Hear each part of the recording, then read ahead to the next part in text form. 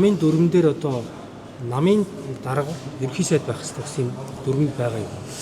Ер нь бол дэвшүүлж болно гэдэг залт байгаа байхгүй. Тэгэхээр яг зүгээр энийг шатанд нь бас ярьж байгаа юм билээ. Би бас өмнөх 30 дугаар хурлын үйл явдлуудыг бас тодорхой хүмүүсээс мэдээлэл авч ирсэн. Ер нь зүгээр орон нутагч гэсэн ялсан аймаг сумын гэдэг юм уу дүүргийн одоо тий намын дарга нь бол тухайн шатны засаг дарга байх ёстой ч гэх юм уу. Энэ зарчмыг одоо бас ярих гэж байгаа бол жишээ нь яг л энэ намын дарга ерхий сайд байх ёстой гэдэг зарчим бас ялгаагүй дээрээ ч гэсэн хадгалагдах ёстой шүү дээ.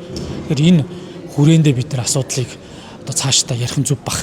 Хэрвзээ одоо юу гэдэг нь тодорхой ингэ салангад байх юм бол энэ асуудлууд бас улс төрийн түвшиндээ үл ойлголцлыг гаргадаг юм байна. Шийдвэр гаргалтууд болдоггүй юм байна. Эргээд энэ одоо юу гэмдэ бас уялдаж ажиллах тал дээрээс бас жоохон практик байдал дээр хэцүү л идэм юм.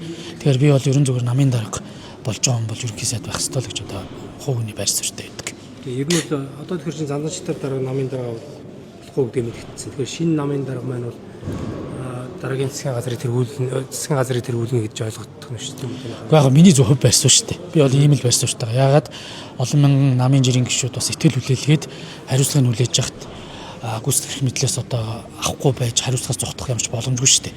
Энэ намын удирдлага гэдэг бол ялсан тохиолдолд энэ гүйцэтгэх удирдлагыг одоо толгоолж намын мөрийн хөтөлбөр энэ улс орны хөгжлийн төлөө яг ажиллах ёстой л гэж үүрэг хариуцлага гэж ойлгож байгаа шүү дээ. За.